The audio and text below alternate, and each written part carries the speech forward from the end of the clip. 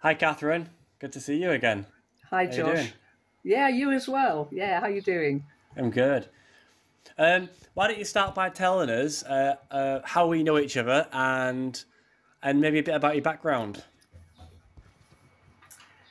Okay, how we know each other. Yeah, well, yes, I met you in Manchester back in, when did we have the meeting? August before Insulate Britain campaign, and we all met at the camp in the grounds of the university, the protest camp for not building things on the On university Rybank ground. Fields. And what's it called? Rybank Fields. Ah, right. Thank you. That's where we were. And we were in a tent, I think a bell tent, and it was basically getting the team, the northern team together for the first time. And yeah, that's very memorable. And then I think we went out and we did a little bit of practice on the field for pretending that we had motorway. Well, it wasn't even motorway bits really, but off the motorway roundabouts and so on, but going into lanes and where we were going to lanes. And so yeah, there was a lot of very, very thoughtful um, um, organisation and planning sort of thing that went into the safety of going onto the road and so on. So yeah, that was a good day. I enjoyed that. That's where we met the first time. Yeah. Um, Catherine here Catherine was in my Insulate Britain block team. My original block team. We went out and closed the M25 together repeatedly. I became quite fond of our team, to be honest. Absolutely, yeah. No, I think when you're spending that sort of time and doing quite scary things, really, with you build up a lot of trust and friendship. Yeah, it's really good. Yeah, that was. Yeah, I just did the first fortnight of that. I think because we had been, the idea really was that prior to COP27, wasn't it? That we were, no, COP26, that to try and get 100 of us on remand for taking climate action, before a conference on climate, and we know that they all fail pretty dismally. Um, and we went out and we told the police that we were going to go out again if they released us, but they kept releasing us. To clearly that to me seemed to be yeah, it was now they would have no doubt that they would arrest you or or put you on remand or something for doing that. But then obviously with COP26 it would have been an embarrassment, possibly, to have that number of people It would have asking been. for insulation of social housing. What a radical idea. Anyway, yeah.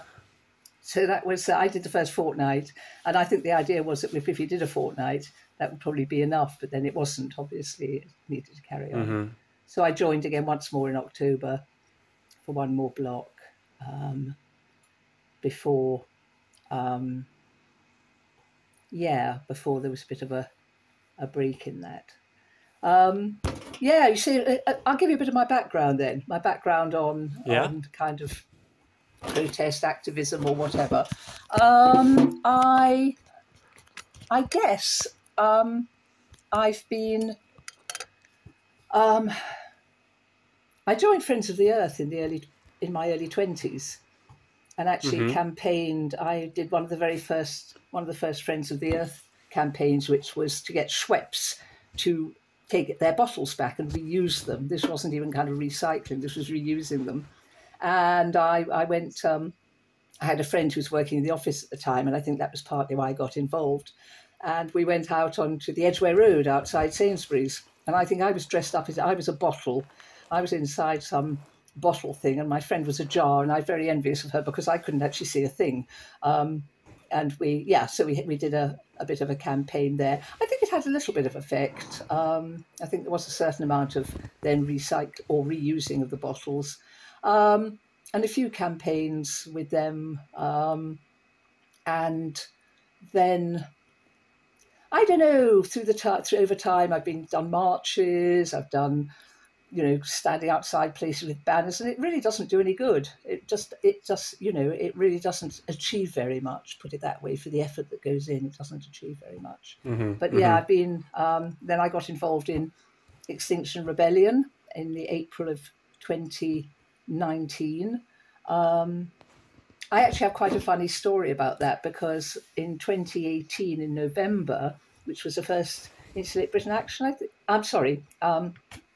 XR action, Extinction Rebellion action, was blocking the bridges in London. And I, at the time, was coming from family down in the south of London and going back up to Euston to get the train. And I'd got a specific train. I had, I couldn't, if I got another train, I'd have to pay more money, or I'd have to pay, I had one particular ticket. And when we stopped, we got the bus. I was taking the bus up, and it stopped at Waterloo. And the driver, she said, "I'm afraid we can't go any further. The bridge is blocked." And I had kind of heard on the airwaves that this was going on. And I thought, yes, fantastic. They've blocked the bridge. Okay, what do I do now?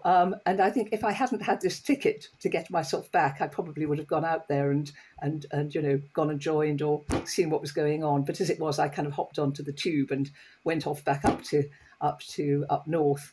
But yeah, I was really, really pleased, which is kind of strange when you've been blocked. Yeah. And stopped going somewhere. So that's kind of a slight irony there. Yeah, so I didn't get arrested at all during the April. I then went to the October action. I tried getting arrested, but then they did arrest me and de-arrested me because they had far too many people, and I think they were getting a bit overwhelmed, the police, with the numbers. But again, it did raise awareness, and I think it was so good. But then the pandemic came. And I think everything just started to shut down, and it was, oh dear. I found that really difficult because we weren't allowed to go anywhere, and yet all the mess the government was doing, things like carrying on building HS2, and basically with impunity, because nobody could go and take any action. So then Insulate Britain came along. And I remember a friend here saying, how about it? And I have to say, I thought long and hard about it, because it kind of sounded very scary. And then you actually think, I've got to do something. We've got to do something. This is, this is not good. And we're not getting anywhere. And this government has been in for too long and is basically selling us down the polluted rivers. So that basically is where I got to, and then I've carried on since then.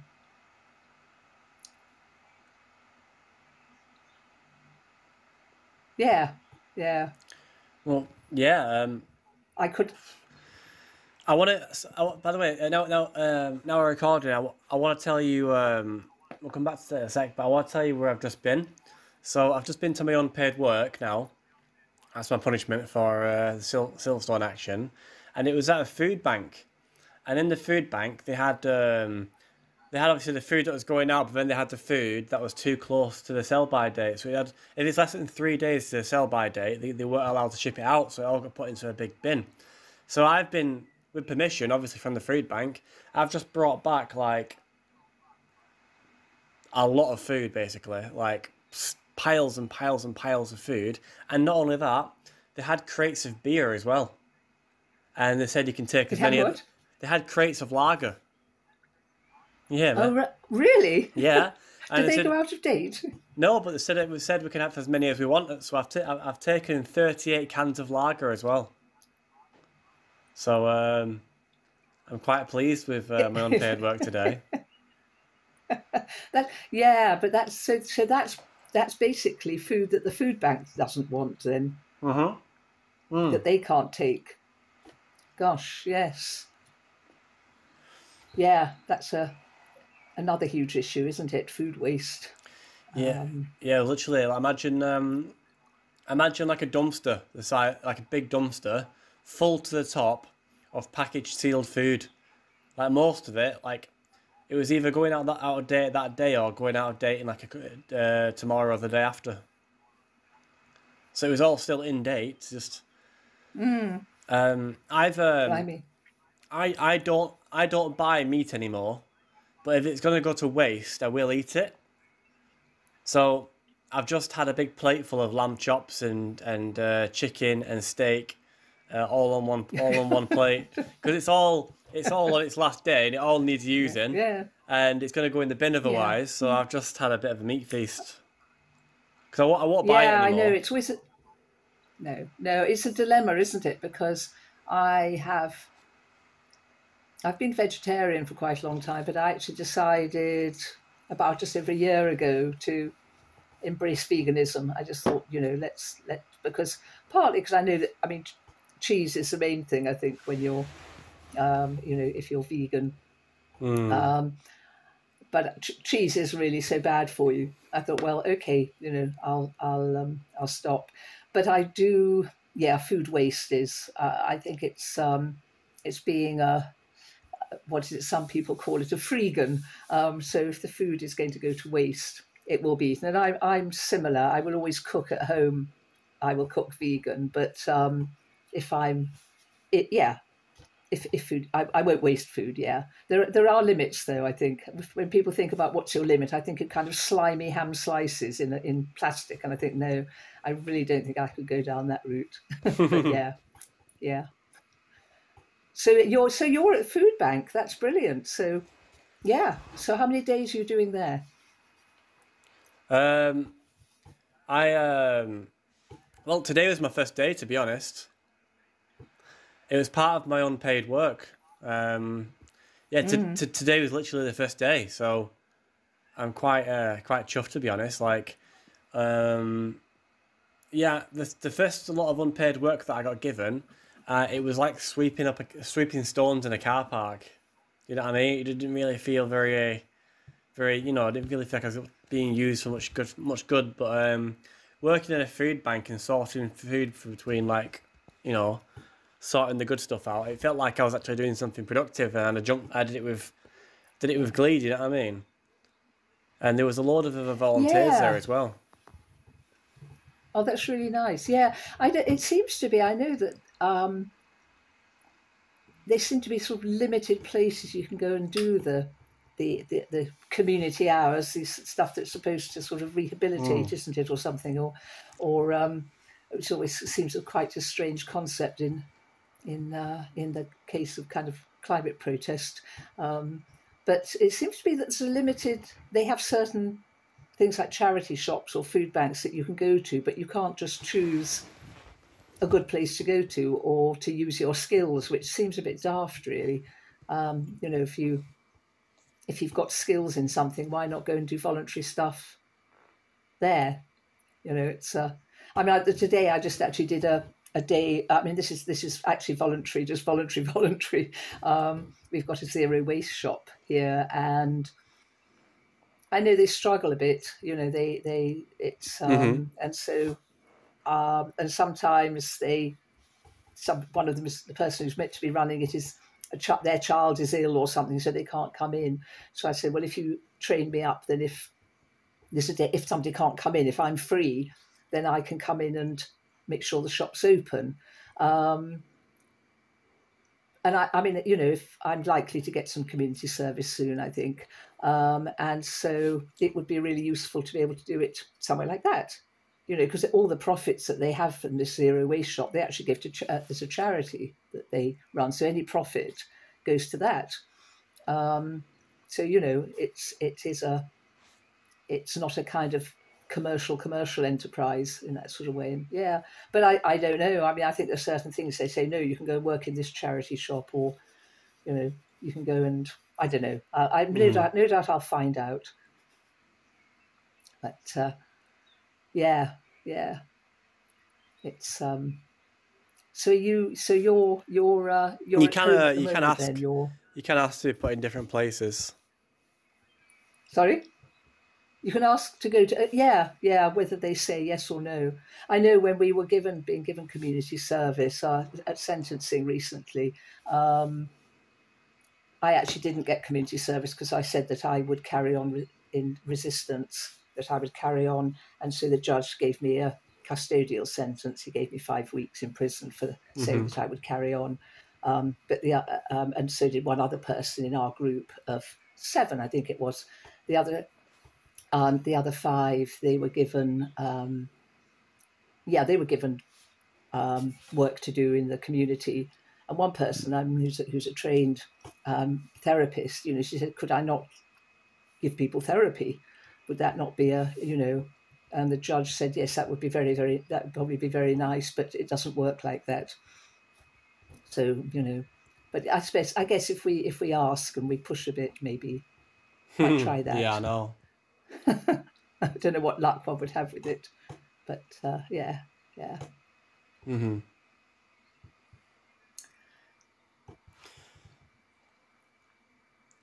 So, so did you tell them that you were going to continue, blocking roads and things out of principle? Like, you're not just going to, you can't just say, I'm not going to do it. Well, you could have lied, but I mean, was that like out of principle? Yeah, well, it is, and also because I'm in court, and I don't lie. You don't lie in court, and so so I couldn't lie, and also yes, out of principle because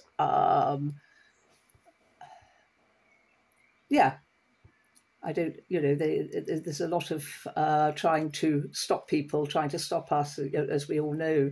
The latest bit on the Police Crime and Sentencing Courts Bill now, they've added on the fact that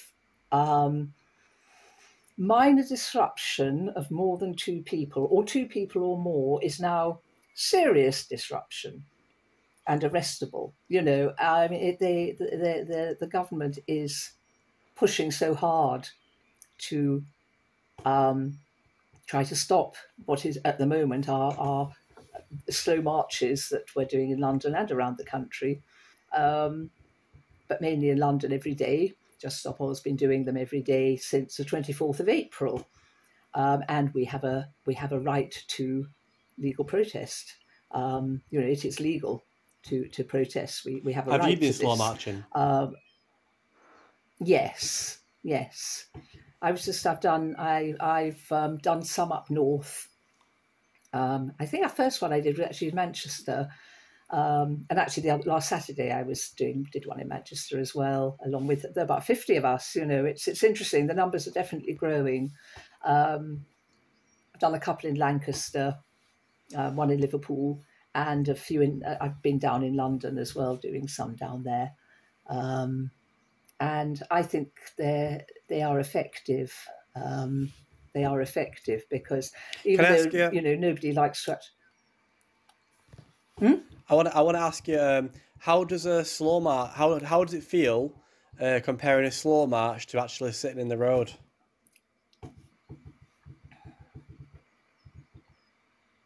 Well, I guess you feel you're not doing quite so much disruption. You are disrupting, but because you are actually moving, then if there, junctions, and obviously it's all done very safely. But if there are junctions, then cars can go off. Yes, I guess in some ways the slow marches feel slightly more edgy because you have got kind of traffic and often they're edging up to you. I've been on the back banner because the people at the back will hold their banner facing, because obviously always go in the direction of the traffic, and hold the banner so that the cars can obviously see it, and sometimes we'll walk backwards with it as well.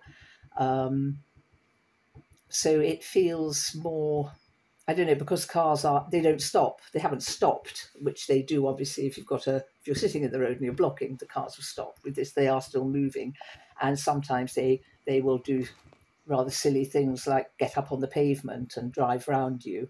But then, that's their choice to do that. But, obviously one needs to watch out for it. And, you're not there to try and block everybody. You don't want to block people if possible, if there's a ways round. But obviously, you need to raise awareness and for it to make the news so that we have the conversations that we need to have about the climate crisis. But yeah, no, I did a couple of mini marches as well, which is just, I did it with 4 others. So with 5 of us, instead of a banner, we had placards and we walked on one side of the road down so cars could actually go round us. And one of the times I was actually on the outside, which is a little bit, when you've got your back to the traffic and you're on the outside lane, it's a little hairy because you're never quite sure, you're never quite sure if people are going to, because they would come past and often they cut in quite closely in front of you. But yes, and at the moment they are legal. We do have a right to the road. It is a public highway, and cars seem to think that not the cars. The cars have nothing to do with this. The car drivers, many of the car drivers seem to feel that the road is theirs and theirs alone. And I know this as a cyclist. You could feel quite vulnerable as a cyclist as well, because cars can be. Yeah. So so the mini marches and the bigger marches, I think I think they will be keeping going. I'm going down again to London in a couple of weeks because it's the Northern team's turn again. Are you coming? Yeah, no, you can't. Can you? Oh God, I can't. I've. No. Look, I've got my nice little ankle tag. Can't really see that on the camera, on my camera, but I'm restricted, so I've got Greater Manchester and Lancashire, and that's it. That's it. Well, do you have to? Are you having to live and sleep at home? Are you having to live and sleep at home? Yeah, I've got to live and sleep at home. I've got to report to the police station every Sunday. I'm not allowed to take part in any form of protesting. Yeah, to be honest, I've got a probation worker. I've got to do unpaid work. It's a bit of a pain in the arse, to be honest, all these restrictions on my life. But I don't regret the actions that I took to have them.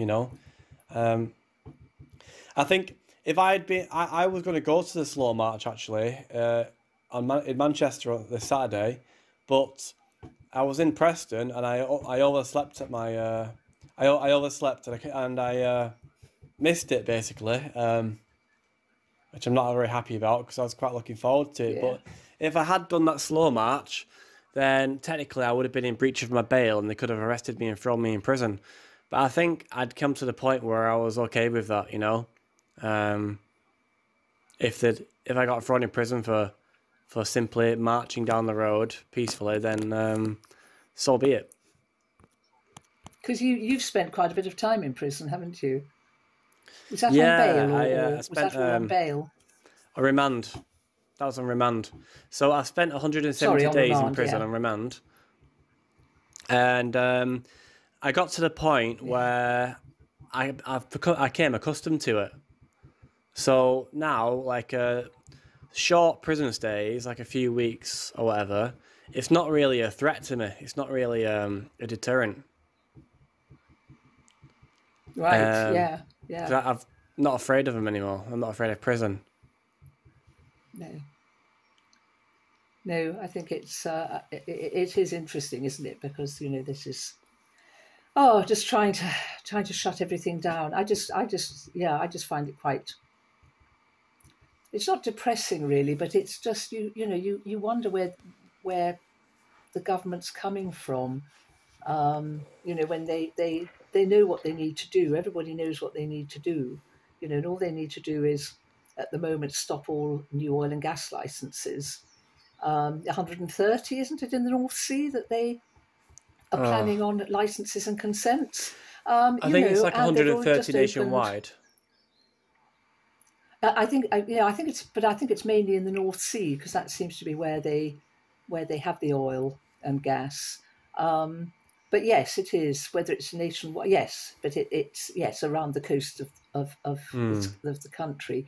And they've opened up. I mean, and I, they give them such. They give them these wonderful names like Rosebank and Willow, and and you think no, you know, give them a name that's commensurate with the damage that they're doing. Yeah, it's all this kind of trying to make things seem as though they're nice and friendly and okay. Um, but and they're not. They're spending, what is it, 230 million a week Mhm. Mhm. of our money um, on subsidies for the oil and gas industry. 230 million a week. And then they don't do the windfall tax. They say, oh no, we won't put out a windfall tax, as long as you reinvest your money in oil and gas.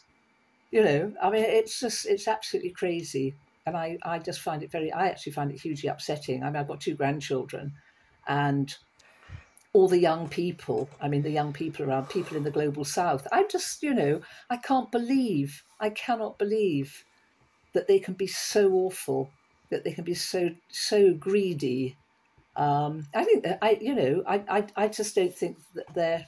I don't know. They can't be what we call right in the head. I mean, they can't. To have that sort of desire for power, and because I think that's a lot of it. Half the time they don't need. Yeah, they don't need money. They don't. These oil and gas executives and so on, the MPs and so on, they don't need the money. All these very wealthy, these billionaires, and it's a power thing, I guess. But we're the pawns in their game. Can I Um, ask? I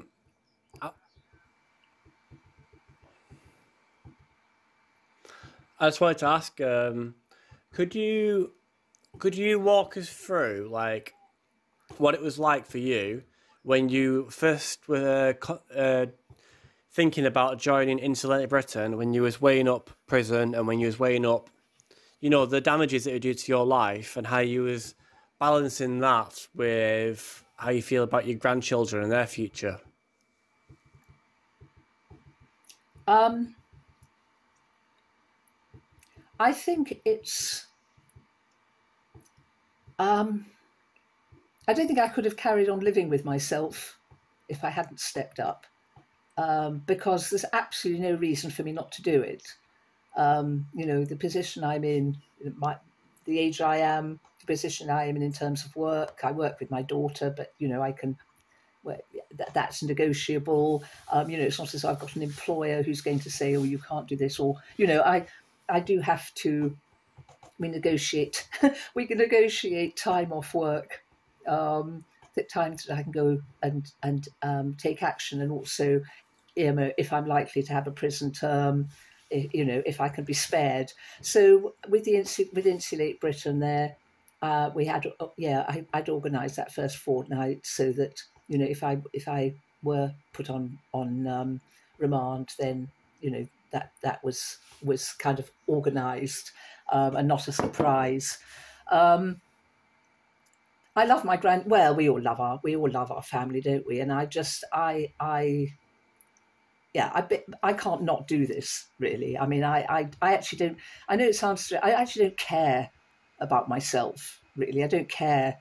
Um, if they want to put me in prison for. I don't know. I did one time said, if I knew that I could give them a future, then I'd go into prison, till I'm dead.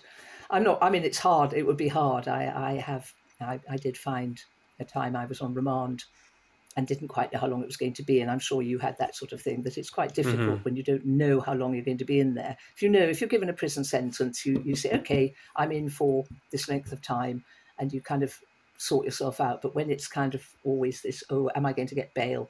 But anyway, I'm not scared. No, like you, I'm not scared of going to prison. I'm far more scared. I'm far more scared of what's happening to our beautiful planet. And I've always said, with doing these things, I'm a body. I'm in a position to be able to do this, and so I have absolutely no excuse not to. So that's really my take on it. Yeah. And a lot of the time when I'm not doing it, I feel that I need to be. It feels strange coming back and just regular life. Yeah, I mean, I live very frugally. I don't need very much, and most of any spare cash I have is used on kind of train fares to go and do actions and things like that. Or yeah. But yes, in terms of my grandchildren, and my grandchildren, bless them. I mean, they're very supportive. I live in my daughter's garden. We've had a little eco build done in her garden, so I actually have I look across. I've got their house is sort of a few yards away, but it's nice. So I have my cabin in the garden, and they're all very supportive, and my grandchildren are my grandson will wear Just Stop All badges to school. And when I spent a bit of time in prison and I wrote to them, they took my letters into school to show their friends and their teachers. So, Wow. which is interesting because it's when they know me and they see me, here I am, Granny, and there's this Granny, who appear, who is a nice person, and I am a nice person, I mean, I'm, and then it's interesting that I think it puts a different slant for them on, they think about people going to prison and all this sort of thing, that there can be times when it's not just, and we know that from. I know when being in prison, there are many people in there, nothing to do with, obviously to do with climate activism and so on. You are a political prisoner, but there were women in our prison. They shouldn't have been there. They've been failed by the system. Further back down the line. So yeah. But yeah, no, my grandchildren are, bless them. They're very supportive.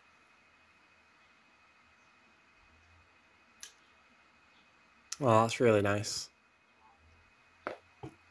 Thank you, Josh. Yeah, and it's I mean, goodness sake, you're so young, and I just, as I say, I feel, and I actually, to tell you the truth, I feel I'm angry with my generation for not pushing harder. It's these things are happening, and then I don't know. It's like through the 80s, I was having my two children, and this is going on. And then, but that was at time when the oil companies were paying scientists to say, "It's fine, it's fine, it's not it's not human caused and so on." And so you go into a kind of soft denial, and yeah, I can't think because children do take up a lot of your time and so on. And I did do the odd, I did odd bits of kind of anti-nuclear things and a few marches, etc. But nothing, there wasn't anything very robust, not like, the Insulate Britain and the Just Stop Oil, or even XR as when it was. So I feel very, very, not individually responsible, but I feel my generation is hugely responsible for this mess. And so that's why I do this. Yeah, maybe a certain amount of reparation.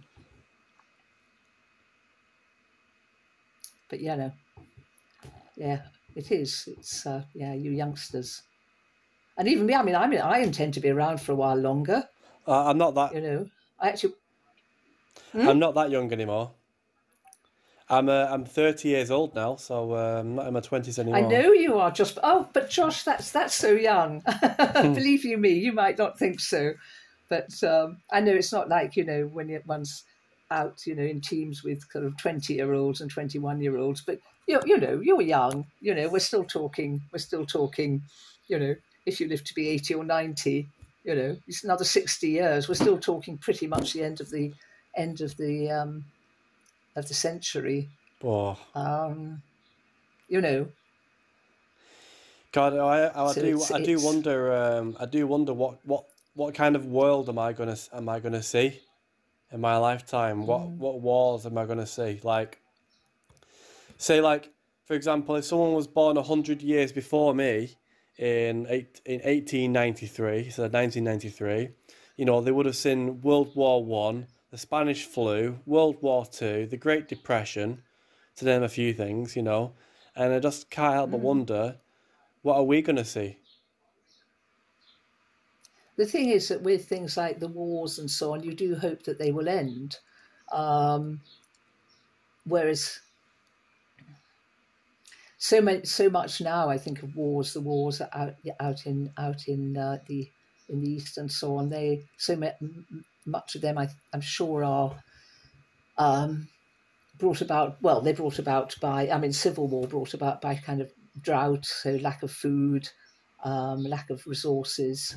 So it's a sort of thing where if you had like the First World War, it was kind of it was a political reason, Hmm. and the same with the Hmm. second, and so there once that kind of thing gets sorted, it's they are appalling, but it's kind of like if they ended, then things can be rebuilt.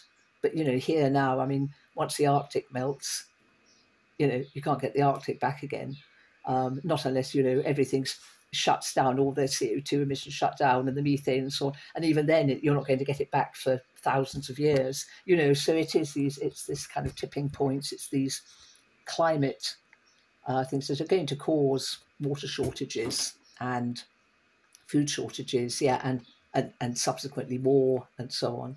And I just think a lot of the time people haven't got a clue because the press just is so poor. It's like, oh, we don't want to rock the boat. We don't want to scare people.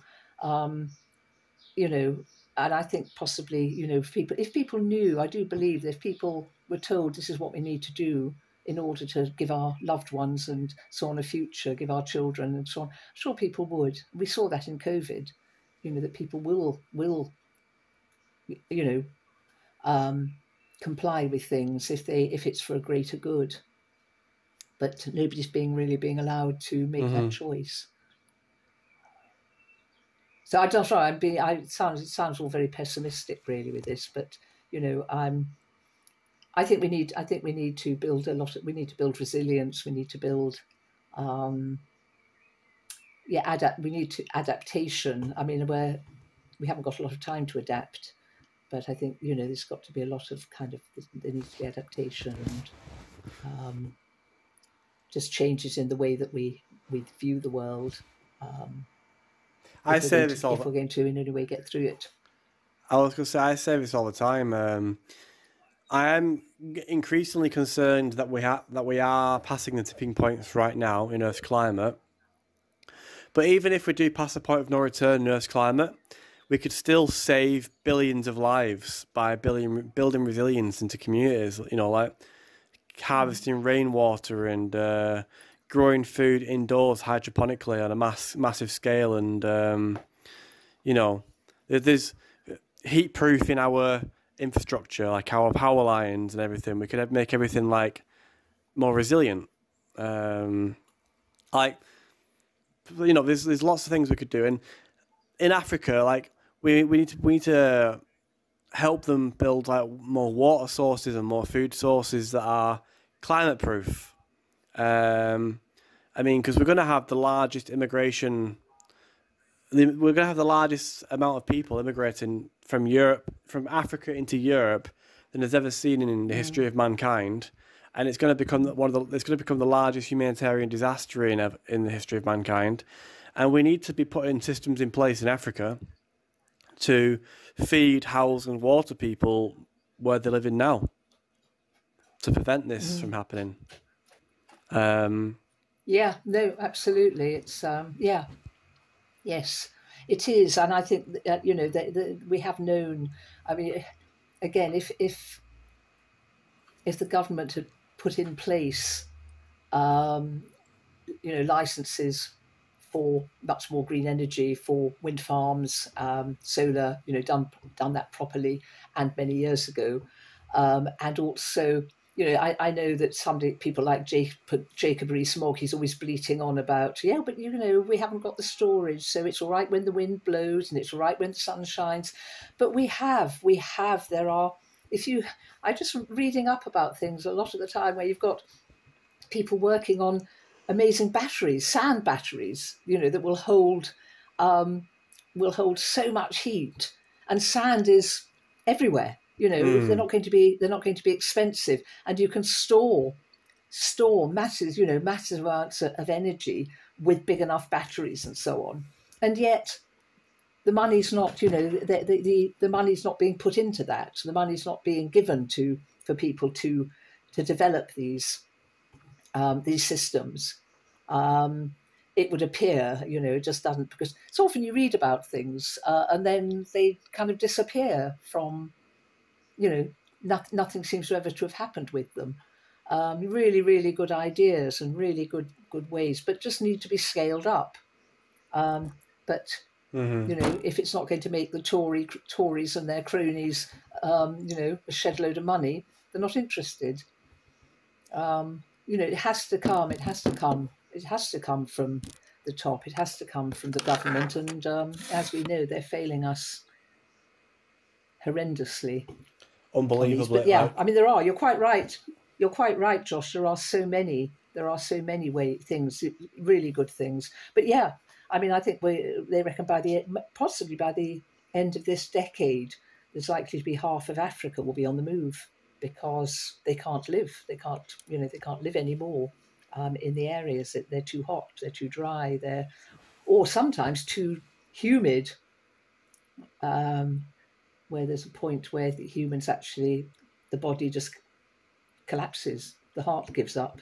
So you're talking, what you're talking about there is to explain to people. That's called the wet bulb effect, where when you get to a certain temperature and a certain humidity, because of the humidity in the atmosphere, sweating no longer cools down the body, and if the body is unable to cool itself down, it will die within 6 hours. So the wet bulb effect is something that we're predicting to see, you know, like entire areas, say India, where they'll have a wet bulb effect and potentially millions of people will die, which is where we're heading for, really, with these extreme weather events. And they already are. Already are dying, you know, from... Yeah, no, it's I think, and again, yeah, this social justice, so much of it is social justice, isn't it? Where we've caused so much of the problem, and it's the people in the global south who are suffering for it. What was a statistic or thing I read the other day, that I think the carbon footprint, if we're going to go into carbon footprint, which I'm not sure about, because I say that was it BP or something, wasn't it, who coined the carbon footprint idea to try and make individuals responsible, try and make individuals rather than organisations responsible for carbon. But they, I think it's the whole year, somebody who lives in Malawi, their whole year's carbon emissions is equivalent to an American fridge. You know. And yet they're the ones suffering. They're the ones suffering, and they're the ones who will die. And the problem is, you know, I think, you know, you do wonder if it isn't, you know, people in power in the north aren't just thinking, oh well, if people die off in the south, there won't be so many people. But the problem is the people who need to die off, basically, if we're going to have anybody dying off, people in the global north, or in the you know, because we're the ones who are causing the emissions. There's so little comes from the people in the global south that they're not only are they not responsible for past emissions, but they're also not responsible for or so little responsible for any of the emissions, and yet they're the ones suffering. It seems so, and we do so little to help. Yeah, difficult to know what to do about it. Yeah, but there are. Yeah, we just need to, I think, keep pushing for. I was about to say, like, I saw something today on Twitter where it said there's 2023 is expected to be the hottest year ever recorded on record, with huge temperature spikes, and in the same day, the CEO of Shell have scrapped the idea of reducing oil production because they want to increase the profits. Like, I saw that today, and it just made my blood boil. Like, I'm not advocating for violence, and I'm not saying that anybody should become violent, but at what point does the climate movement stop being non-violent? At what point are people going to, let's say, right, I've had enough, march into the headquarters of Shell and walk the CEOs and board members out in handcuffs? Like, because I mean they are the criminals. Yeah, I mean we know they are the criminals. I mean I don't think it doesn't even have to be violence really. I mean they need to be arrested for acts of genocide, as does our government. They are knowingly they are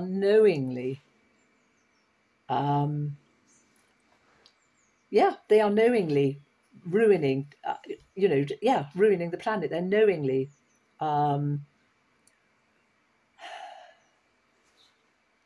it's beyond jeopardizing evil. world. They have jeopardized. It is. I just can't get my head around it. I cannot get my head around why this. It's it's extraordinary. It is extraordinary, and I don't know. I mean, I don't know how much longer we're going to have this government. When are we meant to be having elections? Is it when are the earliest elections will be? Is it next year? I don't even know. Is it next year, early I next think year? it's 2024, but don't quote me on that. Yeah, I have a feeling it might. I do hope so, because it's just, this feels like, so we're, treading water and going backwards with it, treading hot water with this government, because everything they do is just, I read that thing about Shell as well, and you just, I mean, it's a kind of like, is it because they know that oil is going to come to an end soon, and they are trying to scrabble around to get as much as they can? I don't know. Is it because wasn't there an act in Parliament, or a law was made that every last drop of oil had to be extracted. Every last drop of oil that was, that we could possibly extract, the law was that we had to extract it. I mean, Yeah. It just defies belief, doesn't it? Really, like. Yeah. Sometimes you actually just go into kind of hysterical laughter, don't you? Because it's just so totally insane. But in the meantime, it's you just keep. I don't have hope. Not sure how much hope I've got, but I've certainly, not going to give up on things. I will keep on. I always say, they always say, I guess where there's life, but it's interesting. I'm sure you find this as well, because once you actually wake up to how appalling the situation is, you actually live with it 24/7. I mean, I don't do anything. I mean, just the whole climate thing is there the whole time. Everything I do it's in the background. Even Yeah. just sort of like decisions on whether you boil your kettle at this point, and that's not to do, say, with money. It's to do with, say, the electricity you're using. And we've got solar panels here, so but it's so obviously using as is sensible, using electric things when the sun's shining, but just everything everything you do. I mean, I had a little car which I sold 2 or 3 months ago. I had a little Fiat 500. I hardly ever used it. I partly sold it because there seemed to be quite a lot of court things coming up and fines and so on. And I thought, well, I need to have a backup there. And another thing I found out is that if you actually go into prison, not on remand, but you go in having been sentenced as a pensioner, they actually stop your state pension. They stop it. They stop it when you go in, but if you're on Wow. remand, you get it after when you come out. But I had my pension was stopped, and that's it. I don't get that back. Now, what do I do when if Well, I've got, stopped. because at the moment Wait. I'm help. Wait. They So take it. They take they your stop your state pension, and then does it start again once you come out? Well, you get, yes, you get, it starts again when you're out, but previously on remand, because you haven't actually been sentenced. And I think it's different if it's criminal or civil. But with a criminal, if you're on side on a criminal charge, which public nuisance is considered to be, then you have then they stop your pension. You get it. You have to apply again when you come out. You have to ring them up and say, I need it reinstated, but they don't backdate it, which they do if you're on remand, but if you are sentenced, which, if you think about that, I mean, at the moment I'm, for this build we had, my daughter took out a loan on it. Now I'm paying her back. It's rather like rent, I guess. But if I haven't got the money to pay her back, it impacts on her. Yeah. And I suppose people would say, well, you shouldn't get yourself into prison, but that's really not the point at this, at the moment. That's not really. But yeah, so that's something again I need to do something about. I need to write. And in fact, Inside Times, yeah, you might have come across Inside Times, one of the prison newspapers. 9 years ago, they were talking about that, about people's pensions being taken.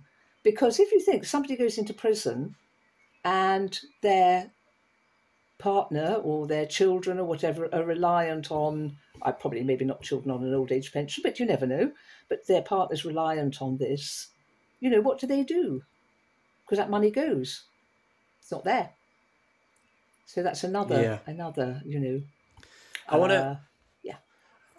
I want to ask you a question.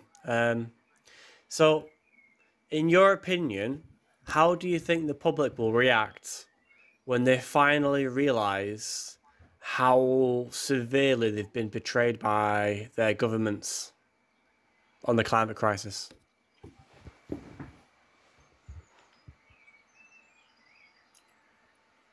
Oh, I don't know. I think there are a lot of people who they do realise, well, they say, yes, they know there's a climate crisis. But they'll probably carry on reading their paper that tells them it's actually nothing to do with the government. I don't know, Josh. I don't know. I mean, what do you reckon? I really don't know what's going to happen. I think we're going to have climate Nuremberg trials. I think that one day we're going to have the equivalent of the Nuremberg trials for CEOs and politicians, ex-politicians. Hopefully, yeah, but I think the public will be out for blood. I think a lot of people will, when they realise like they've been condemned, them and their children have been condemned to starvation through politicians and corporation and CEOs who completely knew what they were doing when they were doing it. I can't see how it couldn't go like that. And even like the Rupert Murdoch, who's been playing it down, like people who played down, like these people, in my opinion, are committing crimes against humanity, like on a scale that has never been seen before ever. Like this is what the amount of suffering and pain and death that is coming from the climate crisis will dwarf any war there has ever been in history. And it's the greatest crime anyone could possibly commit. And the fact that people like me and yourself are fighting against, the richest, most powerful people in the whole world and the governments at the same time to stop them from doing the greatest evil. And most people aren't even well, I think it's beginning to change. I think most people are beginning to wake up to the fact, but it's just surreal sometimes. Like, sometimes I just feel a bit like it's just surreal. Like, the situation we're in, it's like a movie. It's like I feel like my life has become a bit like a movie, like trying to save the world from the government. It's just a bit messed up, really. I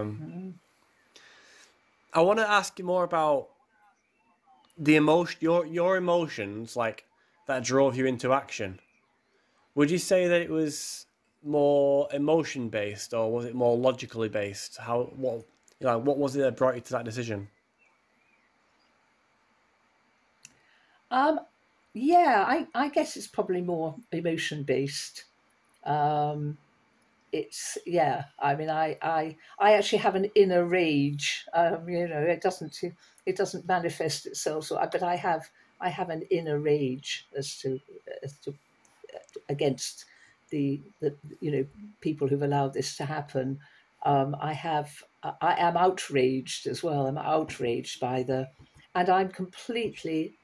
I don't know what the word I'd use, flummoxed or whatever, by the fact that people can do this. That there are these people in power who who won't do the right thing because it's all to do with money. It's all to do with capitalism. It's capitalism and on the back of colonialism, etc., etc. It's we do need a whole system. We need a change of system. Capitalism, we cannot have. It's just this whole thing of infinite growth on a finite planet. But no, it is. I think it's very much emotion based. I cry quite a lot. I get quite emotional. I might do that now. I do. When I think about the injustice, I remember as a kid, I know I always had a great sense of justice, of what was right and what was wrong, and fairness, a sense of fairness, I guess. And I think it is the fact that this sense of fairness I just going to understand how, because everybody on the planet is equal. We've all been born on this planet, and we all have the right to life. We all have the right to, a decent home, a home, a roof over our heads, enough food. And yet there are, the greedy. There's always this, such a disparity between the wealthy and the, and there has been for years, but it's getting worse and worse. I can't remember how many billionaires or something were created during the pandemic. It was something like 400 billionaires created, and what do they do with that money? What do they do with that? While people in Africa are starving, and people in this country are starving. For God's sake, we're the sixth richest nation, and we've got these food banks, which you're talking about earlier. We've got all these food banks, and we've got such poverty. Yeah, and nobody's being held to account for this. It's not, yeah. So it is. I think it is emotional. It's an emotional, and I try to. I read read a lot about around the subject, and yeah, yeah. It's which I'm sure it is with you as well. I don't know. Is it your? Would you say yours is emotional? I get the feeling with you. You're a very caring and a concerned and thoughtful and bright person. Um, you know, with a lot of compassion. Um, I so I want to did. tell you.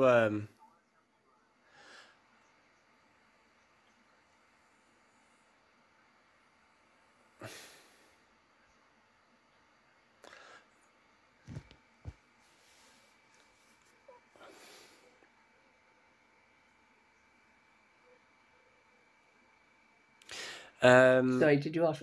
I want to tell you about a moment that I had whilst I was in prison. I was I got quite emotional. I was for quite a while. So I was just tell you about a moment I had in prison. Can you still hear me? Mm. Basically, can you still hear me, Catherine? Yeah. Yeah, yeah, yeah. Okay. So basically, I was in prison, and I've been in prison for about 4 months at this point, and I'm watching this film called Arrival. But in fact, bit of context, for the last year, I've been asking myself the question whether or not I should have children of my own. Like, should I bring children into this world knowing that the climate crisis will probably kill them? Like, what's the point of having children? And I'm playing with this dilemma for quite a long time in my head. And I was in prison, um, and I've been there for about 4 months. And I was watching this film called Arrival, and it's a bit of a sci-fi film. There's a woman in it she can see the future and the present all at the same time in her head, and she's having these visions of this daughter she's gonna have, this little girl, and she keeps having visions of like playing with this little girl, laughing, and all the things, cute things to do with kids, and then she sees like when her daughter's like 15, she catches like cancer, and then dies. And at the end of the film, she's talking about her decision, like before she's had the child, she has to decide whether she's going to have the child, even though she knows it's going to grow up and then die in the early teens. And it was a very difficult decision for her, but she decided to have her child anyway because it was about the time, it was about all the good memories that they had together, then that was worth it. And I'm watching this and I related it very strongly to about me having children and whether I should have children or not. And I just burst into tears because like I decided like yes, I'm gonna have children because it's about the good memories that you have with them. But I burst into tears because I realized like it shouldn't be like this. It shouldn't be like this where I'm having to make these decisions and think about these things, you know? And I just felt so upset because I was literally in prison fighting fighting for a better world, fighting for our children's futures, fighting, you know, for for the right to have children and have those children live, you know. And it was Mm. just a very powerful moment for me. I remember it now. I was literally like crying, but like I was angry, like sadness and anger at the same time. I was like, "Fuck!" Poof, it's in the wall. You know what I mean? Like so angry at the people responsible for this unfolding situation that we're in. It is just, yeah, it just defies belief. Like the level of evil that is happening in licensing new oil and gas and covering it up with the media and profiting from it. It just, I feel very cheated actually because I'm 30 years old now.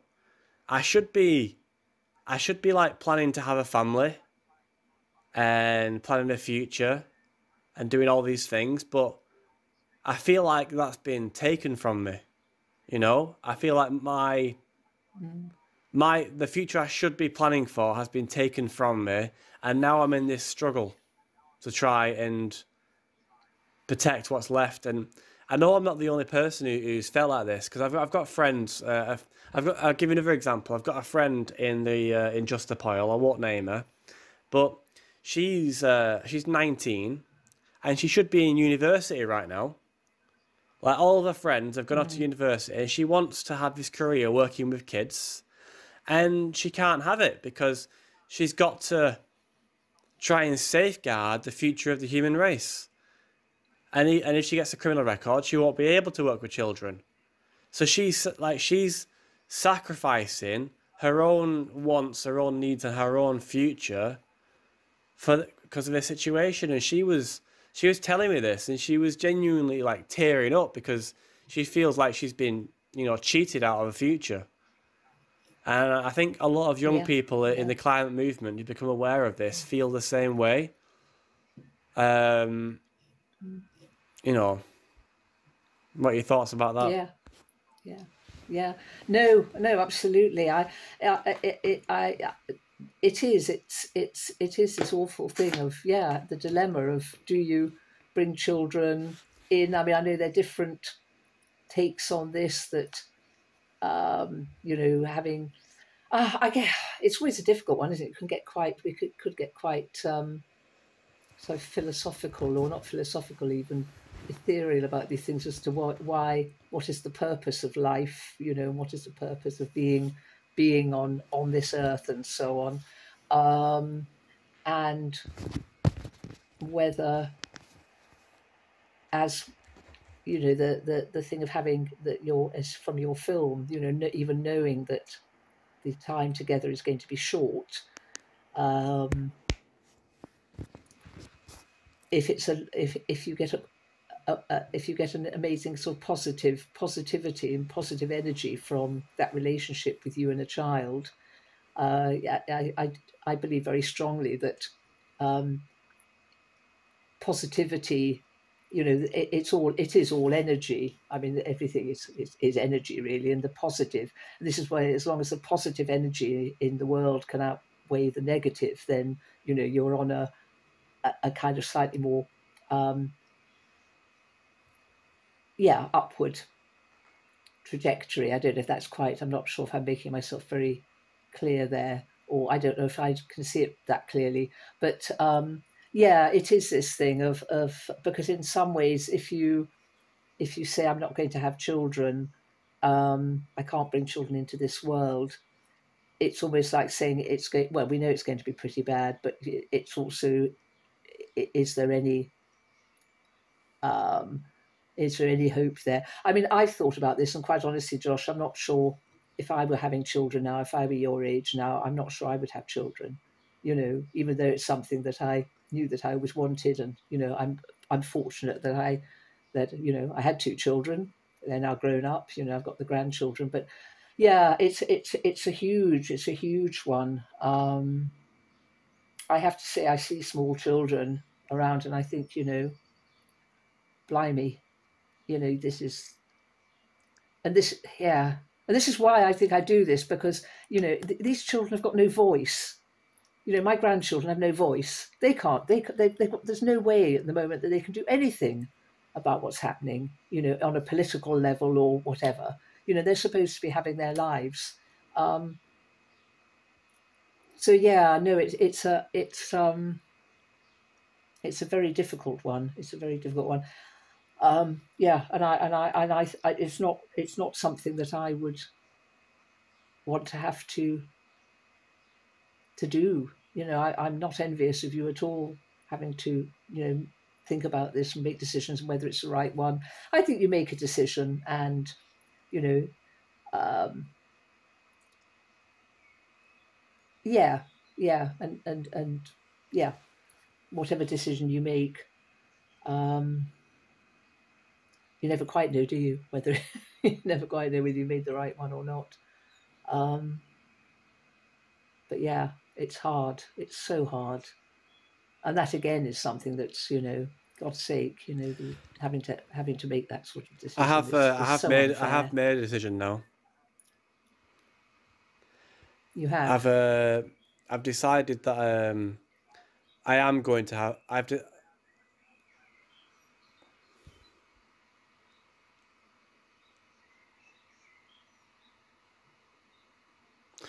I have made a decision. Yeah, so I've decided that I am going to have children. That was the moment I decided it when I was telling you about in prison. Like, um, when she was saying it's about the times that you had, the good times, the good memories that you've got together, and how that was worth it. That was worth the pain that came afterwards. And I think that's true, really. Mm. Mm. But it feels profoundly unfair that I'm even having to consider this. Mm. You know? Yeah, yeah, yeah. It is. It's so unfair. It's so unfair. Yes. It's always. I mean, yeah, and it's always the thing, isn't it? Do you think how? I always feel with if when you die. I mean, if you die and it's just sort of from old age, or if, I don't know if it's quick. I just can't. What I can't bear is the idea of suffering. But there again, who I don't know who are we as individuals to choose how somebody else what happens in somebody else's life. We know. Yeah, I guess you get the better to have loved and lost than never to have loved, and I think that kind of goes with that as well. Yeah. You know, another thing that I wanted to ask you, like, what was it like? What was it like for you leading up to your first block with Insulate Britain? I remember the day because I was there as well. But what was going through your mind on that first day when you were heading towards that junction of the M25? Was you scared? Yeah, yeah. It was kind of yes and no. I mean, yes, I was, but I kind of it just felt the right thing to be doing. I was really nervous. I think that whole fortnight that I was there, I don't think I slept pretty much that whole fortnight. It was I feel pretty wired most of the time, and yeah, really nervous. For God's sake, going out onto main road and not knowing what the reactions would be and so on. But when we went out on the road, because I think we were very, we knew where we were. We practiced. We'd done all the safety and everything. When we went out on the road and we sat down, and I felt this actual real calm come over me.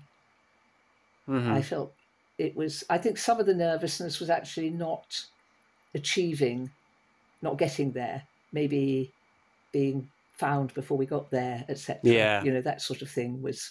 Um, and actually, I sat on that road, and yeah, yeah, there was I felt that it was the right place to be, and I actually felt very calm, um, and kind of in myself. I mean, it was a grave situation. We're blocking. It was very, um, um, yeah. It's not fun and games, is it? No. But yeah, I felt I was in the right place. Um, yeah, very much so. But did you feel similar, or were your emotions different? Um. Well, I was very nervous going into it. I was nervous the night before. I was nervous on the way there. Mm. Um. Mm. But once I actually sat down, I did find it was the same for me as well. I kind of found like that calm feeling of like, I knew I was doing the right thing, even the amount of chaos it was causing and anger it was causing. Like Mm. it kind of sat right with me. Like I know I'm doing the right thing here, Yeah. and I've got my integrity, and that's something that no one can take from me. Mm. Did you? So I want to ask you another question. Like, when you was going to prison for for telling the judge that you are going to continue, at least you got to keep your integrity, right? Is that something that you felt? Mm. Yes, yes. It felt. Um,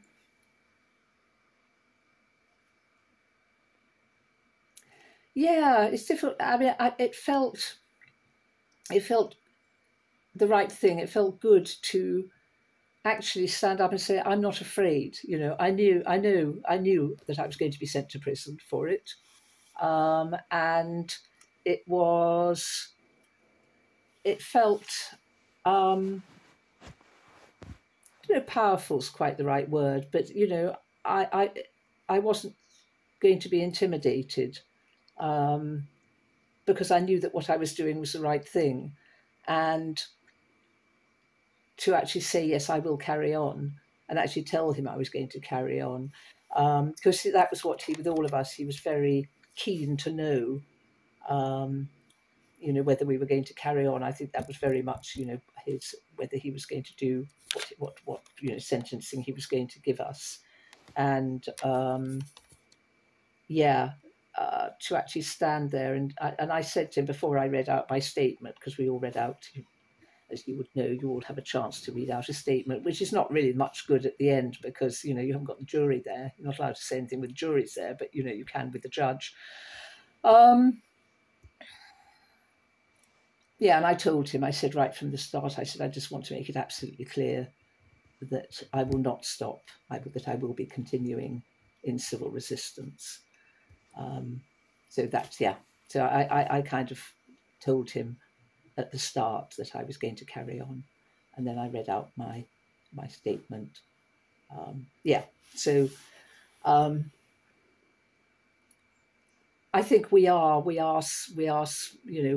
individuals where one person on their own can't, it's difficult to do anything, but, together we're powerful and together we're strong. And I feel that this is, part of the, it's a shame we have to fight this, isn't it? Have to fight for a better future, or fight for a future. But yeah, it felt possibly rather like sitting on the road. I felt that I was being true to myself, and Yeah. that's always a good feeling. Always a good feeling. Yeah, it is. Yes. Oh, Oh, yeah. I don't know how I'd live with myself, if I wasn't doing this stuff. no, no, me neither. It's yeah, it's hard a lot of the time. I'd love just to be, walking in the hills and reading my books and pottering and things like that. But in some ways, gosh, they always say new things keep you young. So I'm kind of keep on having new experiences, and yeah. So Yeah. I'm it's I'm kind of, yeah. It does keeps you on your toes, and um, it's something I will carry on. I will carry on, either until things are a whole Would lot you better, recommend? which with Would this. you recommend other people? W-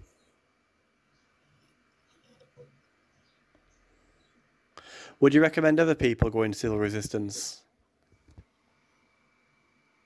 Absolutely. I don't know why there aren't more. I mean, people say, "Why do you do it?" I say, Why do you not? Really. Yeah. Um, there's an awful lot of that. I know people are in different positions, and some people can't. And you need the people to do the, you need people to support, etc., etc. And often, within one's family, you get, and also within families, you'll get one person who will be doing the actions and somebody else who's kind of supporting and so on. There again, you get couples and they both go out on action, etc. Not everybody can do it, but there are an awful lot of people out there, especially people of my age, for God's sake. My thing is, get out there and do something. You haven't got a job to lose. You haven't got, it just, yeah. I guess it's people getting over their fear, um, and because we are, yeah, for goodness sake, we've all been brought up. I was brought up to be law abiding, and you didn't break the law, you didn't, but there are laws that are bad laws, and good people break bad laws. So there we go. Yeah, but no, I definitely. I mean, I would definitely recommend. I would recommend it. It's not easy. It's not easy, but yeah, it's. It has to be done. It has to be done.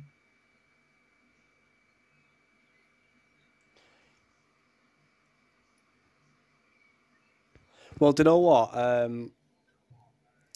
I was going to ask you what you want to say to the listeners or the public, and I think you've just given me a really good answer right there, to be honest. Right. Personally, I would also recommend going to civil resistance. I can directly say that I am encouraging you to join Just Stop Oil and cause mayhem. For any of the lawmakers who are listening to me speak, I might get in trouble for that in the future. But one thing I can say is that it has been one hell of an adventure. Really has. And it still is. Is there anything else you'd like to say before I round up? No, just say thank you very much, Josh. It's been a pleasure talking to you, and thank you for listening. And yeah, just keep going, just keep going, and get people, come and join, for goodness sake. It's we need everybody, and if you care about your loved ones, if you care about the future, we've got to fight these. I don't know, fight's the wrong word, possibly. I don't know, one doesn't like to think of it in those terms, but it is to a certain extent. And hope, hope that we get some sort of change that will actually, but the time's running out. This is the thing, we just do not have a lot of time. We keep being told that, we've got time is running out. We are a critical time for the whole planet, for biodiversity. We mustn't forget that as well, for humanity and biodiversity, all species.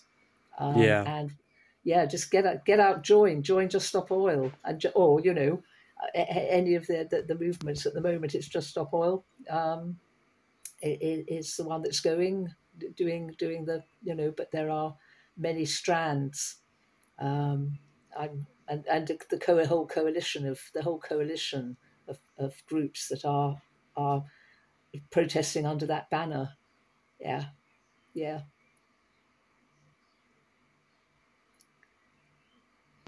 Yeah, there's many groups similar to that around the world as well. So, I just want to clarify to everyone: if you can't be arrested, it's not the end of the world. Like, there are many other things you could do.